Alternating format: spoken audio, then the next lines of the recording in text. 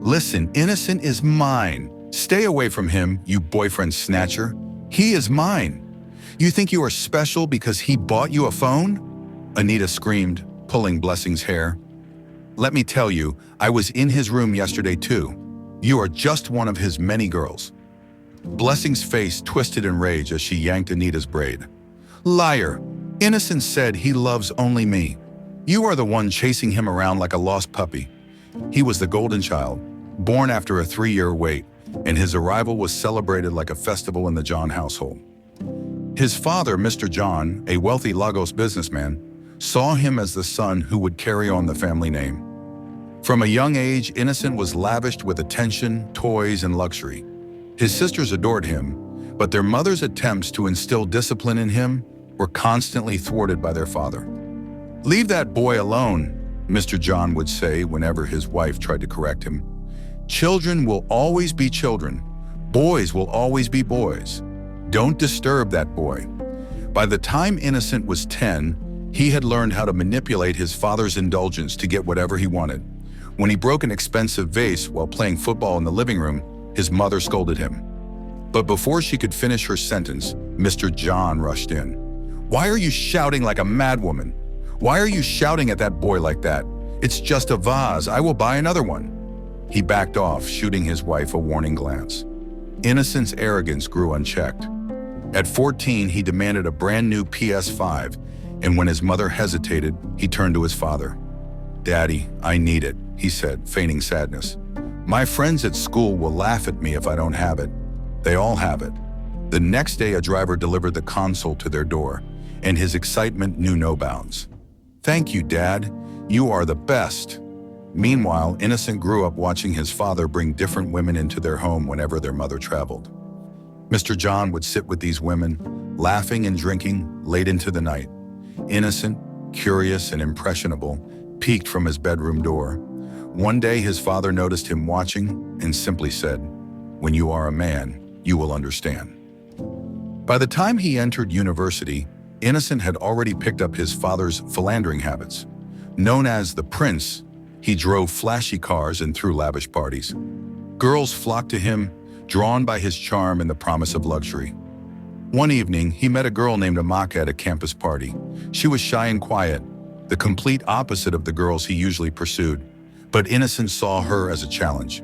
Amaka, you are different, he whispered one night after walking her back to her hostel. You are special, and I can see it in your eyes. Amaka, blushing, tried to resist, but Innocent's persistence wore her down.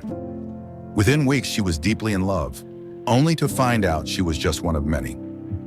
A few months later, Innocent graduated from university, his face beaming with pride as he donned his graduation gown.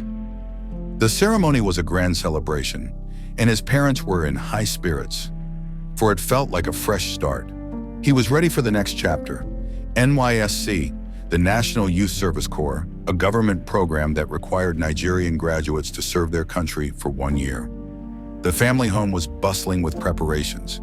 The night before Innocent was set to leave for camp, his mother sat him down in the living room, her face serious but loving.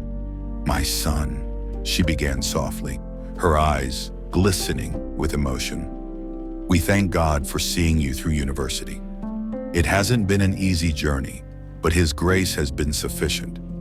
As you go now to serve your fatherland, remember who you are, represent this family well, and always be on your best behavior.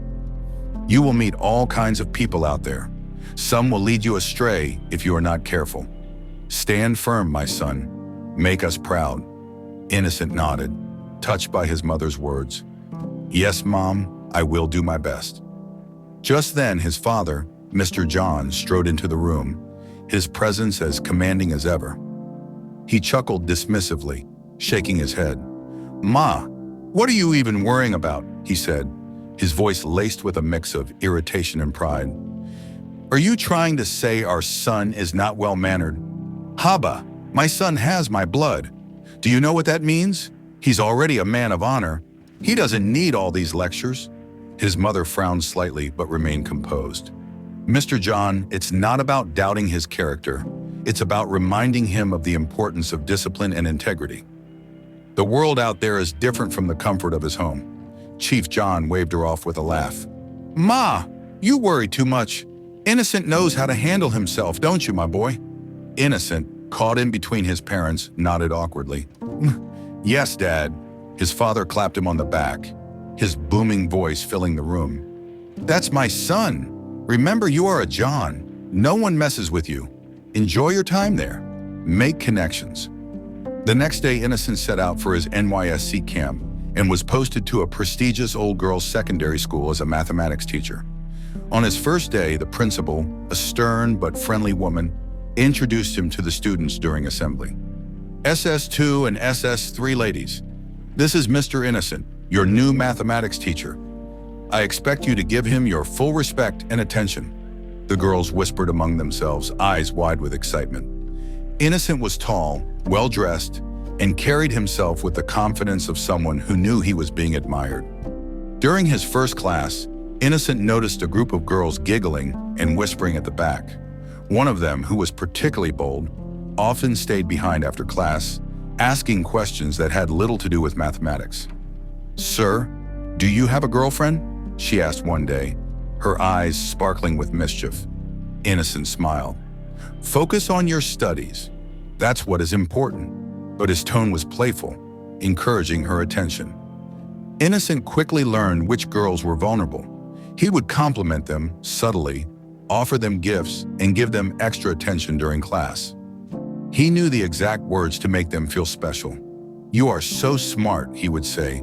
You remind me of someone I care about deeply. As the weeks turned into months, some of the more adventurous students began to linger around him after classes. They would giggle at his jokes, offer to carry his books, and compliment his outfit. It wasn't long before a few of them started making excuses to visit him at the staff lodge. Flattered by the attention, Innocent found it hard to resist. One day, after school hours, Ebery, a bold and striking senior student, knocked on his door under the pretense of needing help with her homework. He let her in, and soon the conversation shifted from academics to more personal topics. Ebery, emboldened by his receptive nature, stayed longer than necessary, eventually offering to cook for him. Innocent, you are too fine to be eating all this canteen food, she teased, wrinkling her nose at the half-eaten plate of beans on his table. Let me cook you something better, something you will love to remember. Before he could object, Ebery had already rolled up her sleeves. She spent the next hour whipping up a delicious pot of jollof rice, filling the small room with its tantalizing aroma.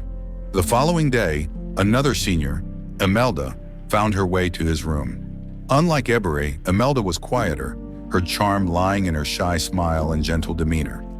She offered to tidy up his room, folding his clothes neatly and even sweeping the floor. You shouldn't live like this, she said, laughing softly as she straightened his bed. Let me help you keep things in order. Soon it became a routine. After school hours, girls would sneak into his room. Some would bring him snacks, others would do his laundry. A few, like Ebery, made it clear they were interested in more than just being helpful. They saw Innocent as a prize, a secret conquest they could boast about in whispers among themselves. Caught up in the attention and flattery, Innocent began to enjoy the arrangement. He justified his actions by telling himself it was harmless. After all, they were the ones coming to him. But with each visit, the line between teacher and student blurred further. The girls, especially the seniors, became more daring. They would laugh and chat loudly in his room, barely bothering to hide their presence. One evening, after most of the staff had left the premises, Ebery stayed behind longer than usual. She sat close to him, her hands casually brushing against his as they talked. You know you are the most popular teacher in school, right? She said, her eyes twinkling with mischief. Innocent chuckled, leaning back in his chair. Is that so? I hope it's for the right reasons. Leaning in closer, her voice dropped to a playful whisper. Of course. But you know, some of us seniors don't mind keeping your room clean and your heart warm. He laughed nervously, but he didn't push her away. Before he could say, Jack, Ebery planted her lips on his, and they both lost it. The thrill of their forbidden kiss was intoxicating, and he couldn't deny that he liked what just happened. If you enjoyed this video, don't forget to like, comment, Share and subscribe for more interesting videos like this.